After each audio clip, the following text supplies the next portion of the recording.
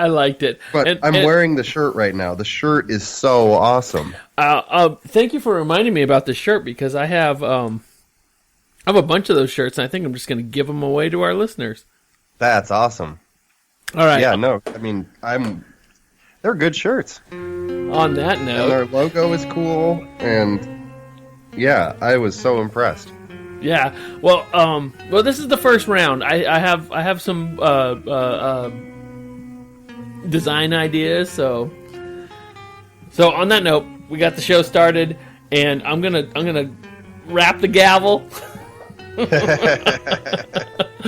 We're gonna transition. We're gonna talk about some comics, and right. I'm gonna introduce. Not that I want to turn everybody off on our podcast. Mm-hmm. But I got some. I've gone G.I. Joe crazy. Oh yeah. Hi and welcome to Seattle's #1 comic book podcast. This is the podcast that is dedicated to the first issue of your next favorite comic. I'm Larry. I'm James. And James and I have taken a couple weeks off for holiday festivities. It happens. We get busy. You do get busy, but we're coming back tonight with lots of new energy, and hoorah! Heading into the new year with a fun comic. And I think G.I. Joe is more than just a fun comic. I think G.I. Joe is a movement. Oh, I think it's a lifestyle. I think it, like, I enjoyed, I don't know if I enjoyed this comic as super much as I enjoyed the television show, the original, which is available on Comixology. But what I really absolutely enjoyed about G.I. Joe were the toys. Yeah, that's the best part. No kidding. Like, I have been perusing all of the there are tons of websites that are dedicated to the different toys. Is it Joe.com? GIJoe.com? Let me go to the first one. Let me get out of this window. Cobra Sucks. Cobra Sucks. The first one that I have been spending the most time is called Yo Joe. Yo Joe. Nice. And it's got all of the toys from 1982, when they were introduced, to 2017. They're still making them. Wow. Yeah, I mean, I guess no reason to stop. And what I thought about these toys was, like, I thought that the original, and I didn't get that. I only started diving into this tonight, but I thought the original toys. I thought I had my mind wrapped around all of these toys. I thought I knew exactly, but they came out at different times. This is going to make me a weird kid, but like some of my favorites came out in 1987, and I was 17 years old. The dates, they prove it to you. No, I think they were reissued. Oh, yeah. Yeah, no, they came out, all of the best ones came out in 82, and I was 12 years old. Legit. Perfect. Yeah, that's when everyone thinks. Right? That's when all the best movies and TV came out, too, when you were 12 years old. Well, my favorite G.I. Joe, I'm looking at him right now, 3.5 or 3 inches, 3 3/4 inches rock and roll. He had the bandoleros across his chest. Nice. So James and I are going to get into this. This is G.I. Joe #1. And this Numero uno. This is a reissue. This is a new jumping on point for new Joe readers, because this came out in 2011. I think that's right. And it's a publisher I don't think we've seen before. I.D.W. Yeah. So I think I did a little bit of research on them, just like I typed them into Google and then read the top thing. Uh-huh. Do they only do digital comics? No. They do regular comics. They have, you could put my feet to the fire, and I couldn't tell you an IDW comic right now, right off the bat. Oh, that means they're underground. They are indie, but they're not so indie. They're big. They got G.I. Joe. That's a big name. They got G.I. Joe. And G.I. Joe is a big name. G.I. Joe is, like I said earlier, it's a movement. It's a bigger name. It's such a big name that there isn't even anyone named Joe. Yeah. It's Duke. Yeah, so it's Duke. That is the quintessential G.I. Joe, but the quintessential G.I. Joe did not come out until like 83 or 84. Ooh. He was second run toy. So, interesting. So the originals, let me go through the original G.I. Joe action figures, just so you know. I'm looking at 82. I'm curious. So, Breaker, we had a Cobra 1. Breaker. We had a Cobra Officer. We had Flash. Wait, the Cobra Officer was like one of the first. I guess you got to have a bad guy. Yeah, you got to have bad guys. You had Grunt, the aforementioned Rock and Roll, Scarlet. I'm going to be, and then Short Fuse. When she has short hair? No, Scarlet has always had long hair. She wears it in a ponytail.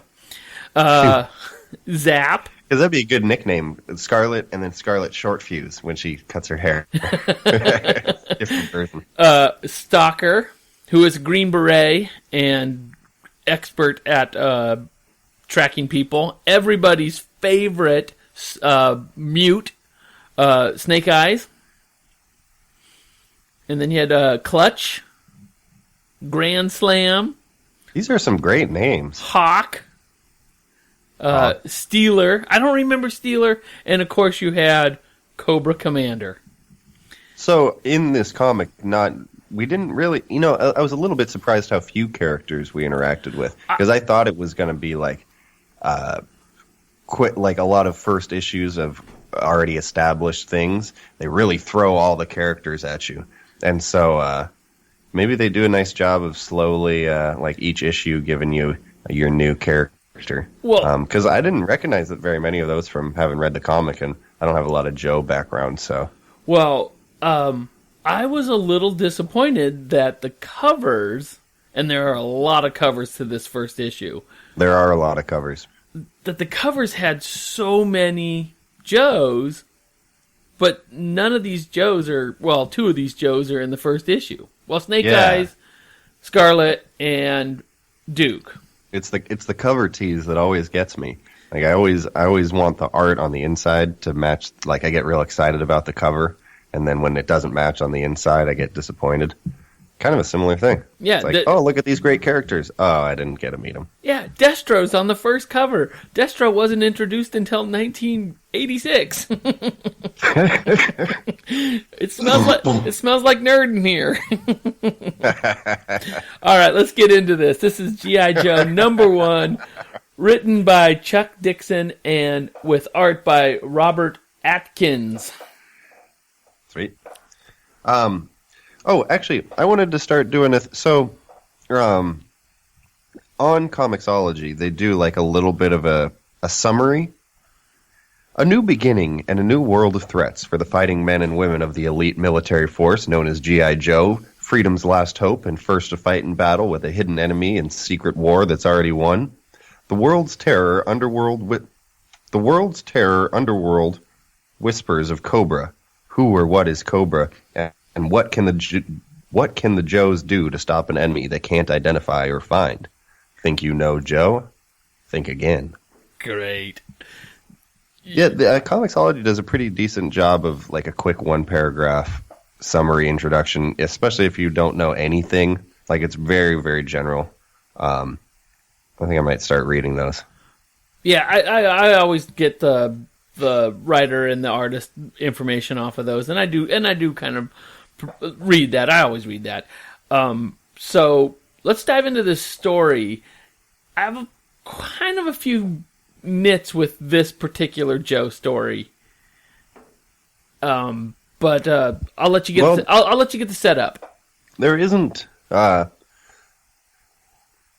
Okay. Well, I guess it starts on a ship at sea, a ship in a storm, and we see these like guys who work on the ship. They're breaking in and like trying to steal cargo from their ship, and they're gonna blame it on, damage during shipping. Yeah, exactly. It fell off the truck. I love that boom box too. Like this one got damaged during shipping. Yeah, look at that. Old school boom box. This one's got booze in it. Sorry about my cough. Okay, but then they uncover something, and it starts shooting at him, and there's kind of a cool action scene with a bunch of bullets flying around, and also we kind of see like a Terminator or a Predator sort of. I don't know if it's the fourth wall. No, it's not the fourth wall. It's the third person looking out. Or like a narrator almost. Or it does a different kind of lens switch, and the artist does a good job of using color to kind of change this perspective, and it'll go red when it's in like this Terminator mode. Yeah, Terminator. And it's almost like you have the perspective of whatever it is, this thing that they say it's like, hey, it could be a car. It's like, it's not a car. It's humming, and then it starts shooting. Yeah, and so that's our first hook, which is a pretty solid hook. There's this mysterious machine that killed a bunch of people. Nobody knows what it is. It kills everybody. It sinks the ship. Sinks the ship even. So this wasn't according to plan. Like whoever's plan it was to do this, the whole ship went down. So I guess whatever it was. But we don't know what it is, and we don't know all the way through the issue. This is our main hook. Right. Yeah, so actually, now that I'm flipping through this, like, panel by panel, you kind of see this through, like, robot eyeballs. Yeah. Like, you're looking through cool binoculars. That it goes red, and in the art, you do get these little bams by the bullets. But it's reasonably cartoony art. Yeah, it's like, there's not a lot of facial expression detail, I guess. Right. It's pretty big emotion, like pretty broad general emotions being expressed. Colorful. And then we cut to G.I. Joe headquarters, where we meet two of our Joes. And they're out for a run. It looks like they're probably in the desert. Yeah, somewhere. I guess yeah. And they call Colorado or something. They call this the pit. And yeah, because it's like an underground G.I. Special Forces, G.I. Joe headquarters, whatever. And this was kind of interesting, and I'll go back to this when I talk about a little getting into it. It's interesting because it's one guy is Duke, and the other guy is what is his Duchess. name? No, it's not Duchess. What is his name? It's gonna bother me because Fred. No, he's Beach. He's Beach. What is his name? Beachfront. It's not Beachfront. Well, that's not a very good name. Hawk. Yeah, no, his name is Beach. I can't remember like the last part of it, but like he's like Beach Stormer or something. Oh. And yeah, it just says Beach. They're running into the headquarters. They've been out on mission, on jog. They've gone out for their daily exercises. Did you notice that it's awful hot out there? But did you also notice that the guy that gives them the okay to come in is a hologram? Yeah, so I wasn't sure about that. Like, I thought maybe he was a ghost of... They talk about Beach and how, like, his memory got wiped. Or something. He has some kind of memory problem. He can't remember not being a Joe or something like that. All right, so I'm going to jump into somebody else's podcast here for a second. Oh, okay. I started listening only tonight, and I'm completely in love with this podcast. It is a podcast hosted by Joe Salepsky, and he talks about G.I. Joe, the television show, but he also talks about G.I. Joe the comic book. And this I.D.W. comic